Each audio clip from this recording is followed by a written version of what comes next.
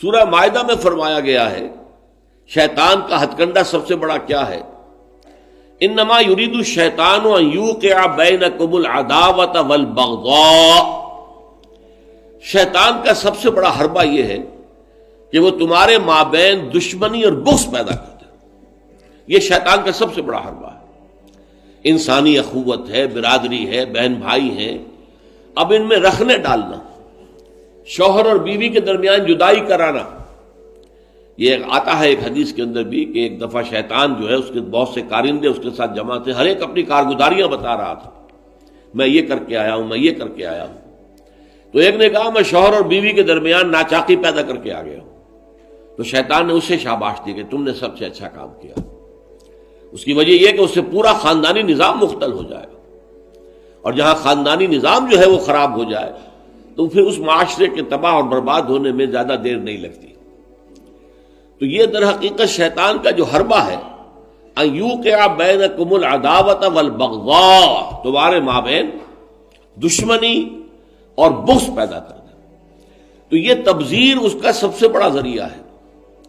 اب دیکھیے کہ ایک بہت سرمایہ دار بڑا شخص ہے اور اس کی بیٹی کی شادی ہو رہی ہے، تو جو کچھ ہو رہا ہے اس کو دیکھنے والے ہو سکتا ہے اس کا کوئی باورچی ہو غریب، کوئی شوفر ہو، ڈرائیور ہو اس کی کار کا، کوئی چوکیدار ہو اس کی کوٹھی کا، کوئی مالی ہو اس کی کوٹھی کا، اور ان لوگوں میں سے کسی کے ہاں ہو سکتا ہے کہ بیٹی جو ہے بوڑھی ہو رہی ہو اور اس کے ہاتھ پیلے نہیں ہو سکتے.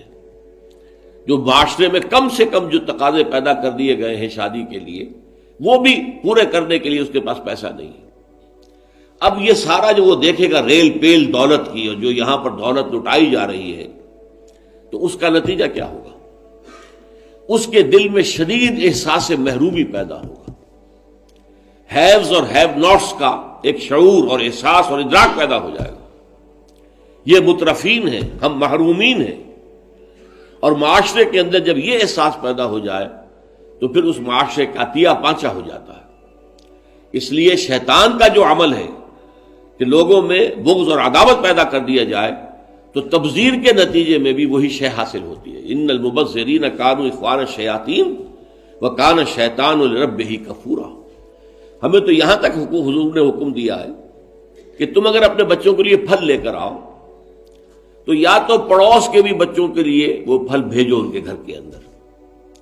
اور یہاں اگر تمہارے پاس اتنی ہی صرف مقدرت تھی کہ اپنے بچوں کے لیے کچھ لے آئے ہو، اس سے زیادہ کا امکان ہی نہیں تھا، تو یہ ضرور اہتمام کرو کہ ان کے چھلکے یا ان کی گٹھلیاں، آم آئے ہیں گھر میں تو آم کے چھلکے اور گٹھلیاں تم اپنے دروازے کے باہر نہ ڈالنا. تمہارے پڑوسی کے بچے دیکھیں گے کہ ان کے گھر میں آج آم آئے، انہوں نے آج آم کھائے اور ہمیں یہ میسر نہیں ہے. تو وہ احساس محرومی کا داغ ان کے اندر جو پیدا ہوگا وہ دلوں کو پھاڑ دینے والا ہے. یہ اور ہیں، ہم اور ہیں. من دیگرم تو دیگری، تم اور ہو ہم اور ہیں. ہم کوئی ایک امت کے لوگ نہیں ہیں.